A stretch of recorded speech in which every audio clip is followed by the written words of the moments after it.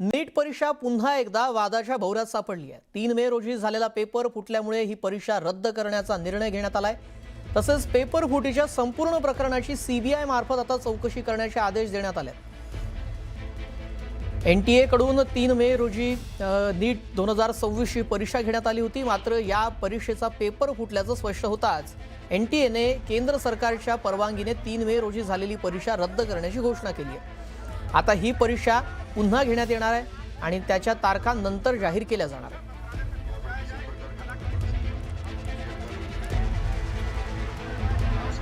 दरम्यान हा नीटचा पेपर कसा फुटला होता आपण त्यावर एक नजर टाकूयात ग्राफिक्सच्या माध्यमातून। 3 मे 2026 रोजी नीटची परीक्षा झाली आणि राजस्थानमध्ये परीक्षेच्या एक दिवस आधी गेसिंग पेपर जो होता तो बाहेर आला। या गेसिंग पेपरमधील तब्बल 125 प्रश्न नीट पेपरमध्ये उतरले। फिजिक्स आणि बायोलॉजी विषयांतील अनेक प्रश्न जुळून आले। परीक्षेच्या दिवशीच राजस्थानच्या सीकर पोलिसांमध्ये तक्रार दाखल करण्यात आली। विद्यार्थ्यांनी पुराव्यांसह एनटीएकडे तक्रार केली। एनटीएकडून राजस्थानच्या डीजीपींना पत्र पाठवण्यात आलं। स्पेशल ऑपरेशन्स ग्रुपनं चौकशी सुरू केली। विद्यार्थ्यांच्या मोबाईल चॅट्स आणि पुराव्यांचीही चौकशी करण्यात आली। पेपर नेमका कुठून लीक झाला हे मात्र अद्याप अस्पष्ट आहे।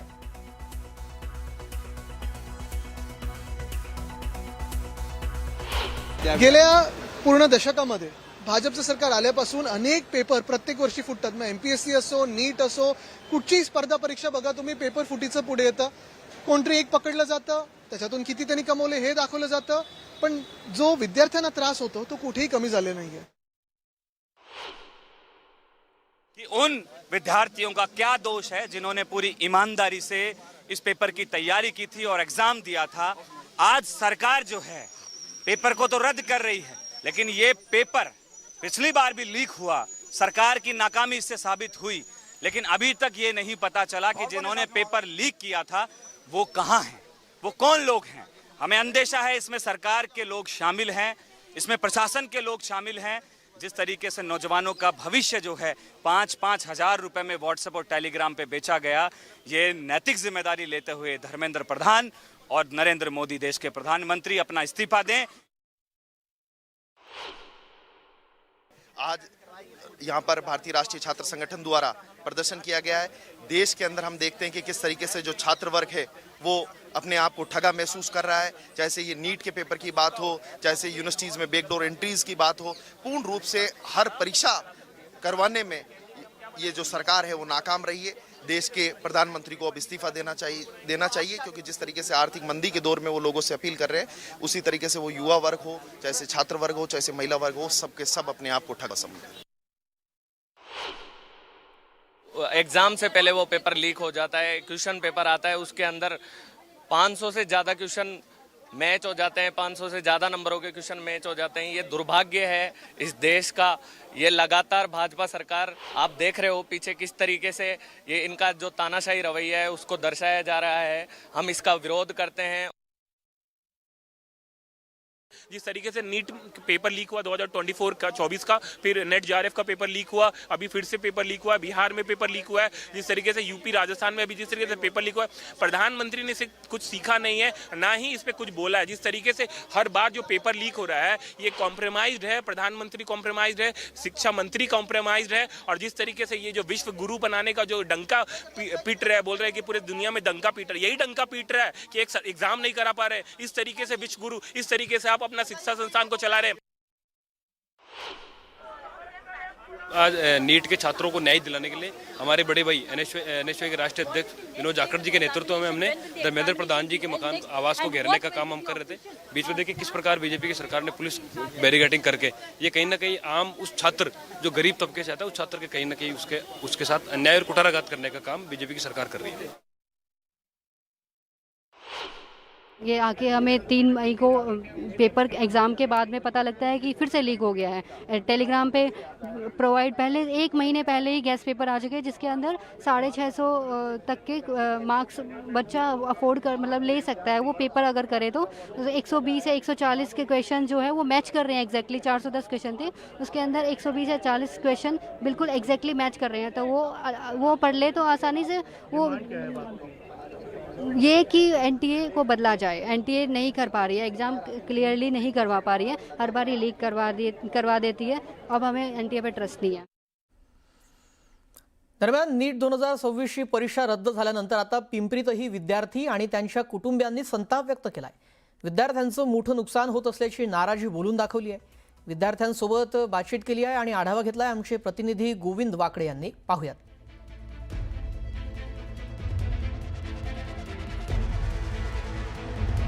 भारतीय वैद्यकीय क्षेत्रामध्ये तज्ज्ञ हो पाहणाऱ्या स्वप्न पाहणाऱ्या लाखो विद्यार्थ्यांचं स्वप्न भंगलंय आणि अर्थातच नीटची परीक्षा जी आहे ती रद्द झाली आणि त्यामुळे ही सगळी जी तरुण विद्यार्थी आहेत त्यांचं स्वप्न भंगलंय।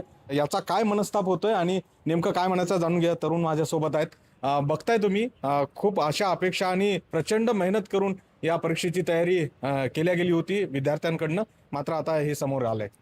खरं तर जो नीटचा पेपर लीक झाला आणि त्याच्यामुळे जो कॅन्सल करण्याची वेळ सरकारवरती आली, हे खरं तर अत्यंत मनस्तापजनक गोष्ट आहे, बाब आहे। जे विद्यार्थी नीटसाठी बसले होते, आमचे काही नातेवाईक असतील, विद्यार्थी असतील, तर पोरं वर्षभर नाही तर 4-4 वर्ष यासाठी तयारी करतात। आणि खरं तर सरकारकडे अशी मागणी असेल की जे दोषी लोक आहेत त्यांना लवकरात लवकर शिक्षा देण्यात यावी आणि शिक्षा होईल, पण प्रश्न तरी अनुत्तरित राहतो आणि त्या सगळ्या प्रश्नाची चिंता वाटतेय का? पुढे काय?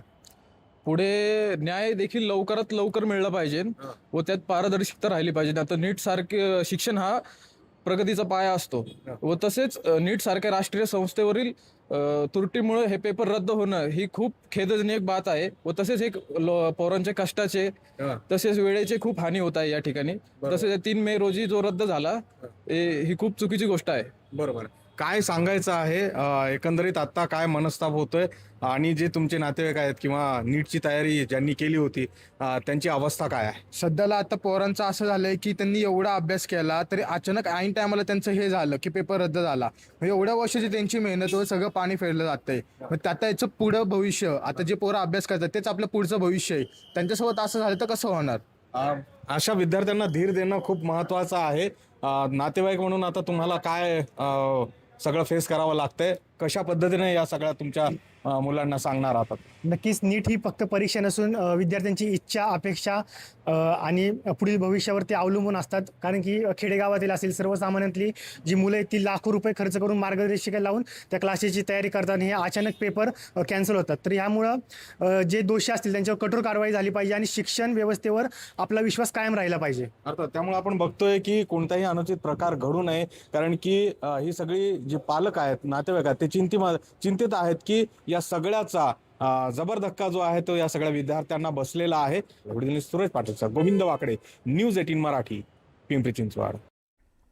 दरम्यान आमदार रोहित पवार यांनीही नीट परीक्षा रद्द करण्याच्या मुद्द्यावर सरकारवर टीका केलेली आहे आणि त्याबाबत त्यांनी पोस्ट केली आणि त्यातून त्यांनी अनेक सवालही उपस्थित केलेले आहेत। 281 प्रश्न असलेल्या गेसिंग पेपरमधील 131 प्रश्न जसेच्या तसे नीटच्या प्रश्नपत्रिकेत येत असतील तर 2024 प्रमाणे यंदा देखील परीक्षेत पैशांचा मोठा खेळ झालाय हे स्पष्ट आहे। गेल्या आठवड्यामध्ये महाराष्ट्रामध्ये देखील असाच प्रकार SRPF परीक्षेच्या संदर्भात देखील झाला होता। ठराविक दलालांच्या पैशाच्या खेळामध्ये विद्यार्थ्यांच्या स्वप्नाची राखरांगोळी करून त्यांच्या आयुष्याचा खेळ करणं योग्य नाही। तपास यंत्रणांनी या प्रकरणाची गंभीर दखल घेत कठोर कारवाई करावी अशी विनंती असल्याचं रोहित पवार यांनी म्हटलं।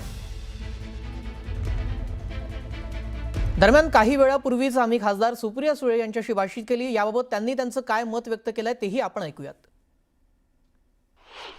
मी या गोष्टीचा जाहीर निषेध करते। एकीकडे एवढं तंत्रज्ञान चाललेलं आहे, तंत्रज्ञान AI, एकीकडे आपण एवढा त्याचा बोलबाजा करतो आणि साधी एक परीक्षेचा पेपर फुटतोच कसा. 22 लाख मुलं. मी एक आई पण आहे आणि मी एक लोकप्रतिनिधी पण आहे. दोन्ही पद्धतीने विचार करा तुम्ही की किती कष्ट करून मुलं, आई वडील, एखाद्या घरात जिथे शिक्षणाचं महत्व आहे तिथे तुम्ही जाऊन बघा. एखादी परीक्षा आली तर किती नर्वस असते. कॉम्पिटिशन एवढी वाढलेली आहे. त्याच्यात मुलं एवढं कष्ट करून आई वडील, मुलं, घरातले कुटुंब करतात आणि पेपर रद्द होता असा 22 लाख मुलांचा. असं होतच कसं. सरकारने ती जबाबदारी घेतली पाहिजे आणि तातडीने या गोष्टी होणार नाही तिथून पुढे ह्याची खबरदारी घेतली पाहिजे.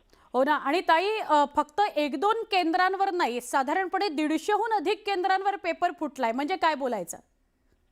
पेपर फुटलाच कसा. करते काय यंत्रणा. एकीकडे तुम्ही एवढं इन्फ्रास्ट्रक्चर, जाहिरातबाजी एवढे सगळे सरकार करत असतं, पण जर मूलभूत सुविधा आमच्या मुलांना शिक्षणाच्या आणि मेरिटवर चालले, त्याला जर आम्हाला न्याय मिळत नसेल तर सामान्य माणसांनी जगायचं कसं या देशात. एकीकडे प्रधानमंत्री म्हणतात काटकसर करा, दुसरीकडे म्हणतात सोनं घेऊ नका, तिसरीकडे त्यांचे मोठे मोठे शपथविधी चाललेत. मग काय त्यांच्यासाठी नियम, सत्ताधाऱ्यांसाठी नियम वेगळे आणि आमच्या सर्वसामान्य मायबाप जनतेसाठी नियम वेगळे या देशात. सुप्रियाताई, अजून एक विषय, सध्याची परिस्थिती जर आपण बघितली, 12वीच्या पेपरांचं जेवढं टेन्शन नसतं तेवढं सीईटी आणि नीटच्या परीक्षांचं टेन्शन असतं आणि त्याच्यासाठीच खरं तर वर्षभर मुलं तयारी करतात आणि तीच परीक्षा आता रद्द झाली आहे. तर मुलांवर याचा, त्यांच्या मानसिकतेवर याचा परिणाम होऊ शकतो?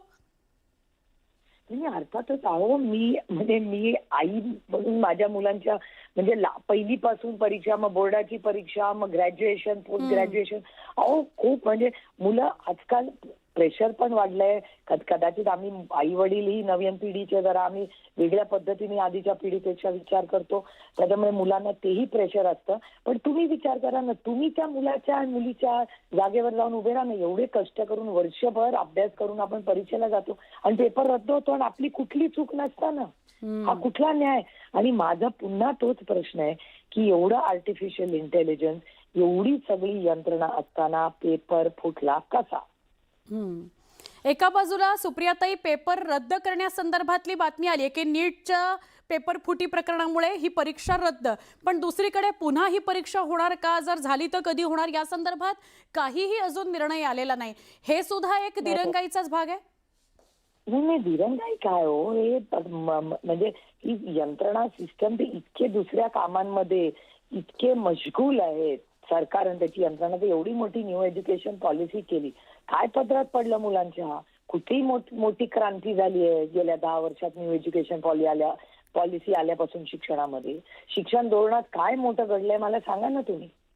हे दुर्दैव आहे की इन्फ्रास्ट्रक्चर, रस्ते बनव, ब्रिज बनव, ह्याच्यामध्ये पैसे घाला, जरूर घाला, माझा अजिबात विरोध नाही, पण मूलभूत सुविधा, शिक्षण आणि आरोग्य याच्याबद्दल महाराष्ट्र सरकार, भारत सरकार गेल्या 10-12 वर्षामध्ये काय मोठी क्रांती घडली आहे मला कोणीतरी समजून सांगावं.